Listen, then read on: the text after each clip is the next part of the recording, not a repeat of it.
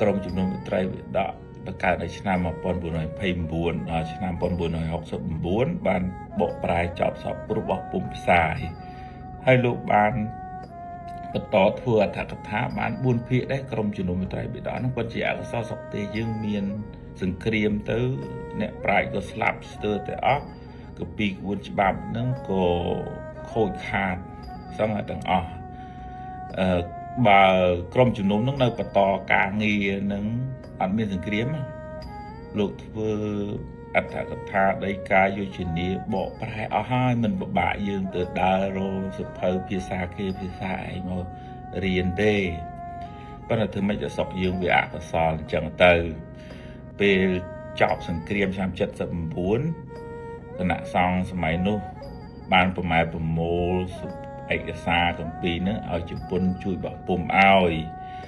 ដោយសារសង្គ្រាមសភៅយើងវាដាច់ដោចអីខ្លះយកទៅបោះពុំទៅវាមានបាត់បង់អីតិចតួចកន្លែងហ្នឹងដែលខ្ញុំគិតថារាជរដ្ឋាភិបាលបង្កើតក្រុមជំនុំមន្ត្រីវិដកឡើងវិញហ្នឹងដើម្បីផ្ទៀងផ្ទាត់ហើយមួយទៀតនេះយើងយកមន្ត្រីវិដកមកវាយចូលក្នុងកុំព្យូទ័រសាថ្មីហើយបោះពុំទៅអាហ្នឹងក៏វាមានចំណុចខ្វះខាតដែរពីព្រោះការវាយឡើងវិញនេះ110គម្ពីរវាគង់មានផ្លាត់អញ្ចឹងយើងត្រូវមានការទៀងទាត់មើលតែវាខុសវាអក្សរាវិរុទ្ធឬក៏យ៉ាងណាយ៉ាងណីអាហ្នឹងខ្ញុំគិតថាជារឿងមួយដែលយើងត្រូវធ្វើពីព្រោះដើម្បីធ្វើឲ្យបត្រៃបិដកហ្នឹងល្អឡើងវិញទី1ទី2រឿងសំខាន់រឿងបន្តកិច្ចការងារបេសកកម្មរបស់បុព្វបុរសយើង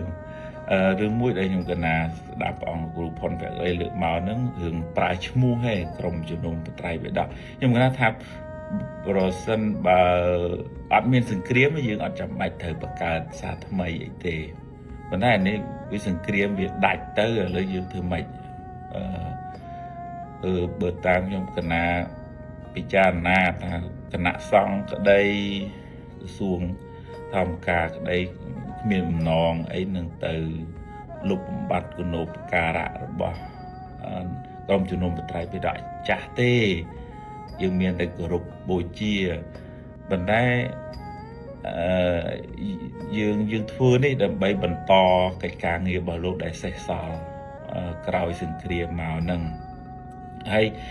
បញ្ហាមួយដែលយើងត្រូវពិចារណារឿងសមាជិកភាពដែលត្រូវ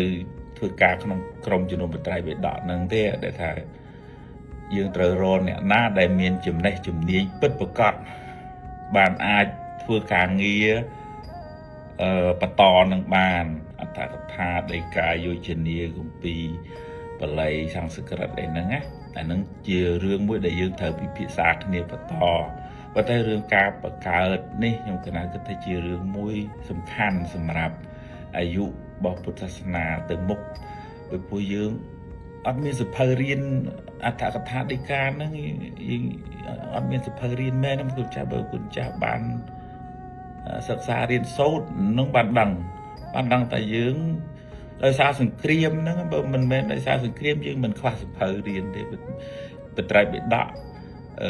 ដើម្បីបានយល់សេចក្តីនឹងឲ្យពេញបរិបូរណ៍ត្រូវការ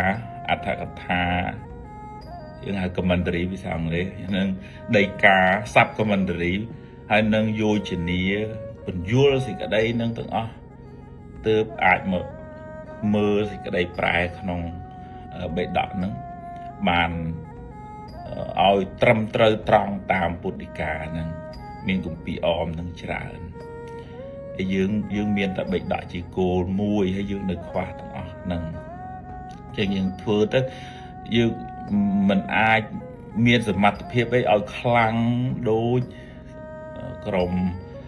ជំនុំបត្រៃបិដកចាស់នោះទេប៉ុន្តែយើងព្យាយាមប្រម៉ែប្រមូលទៅសង្ឃឹមថាគណៈសង្ឃ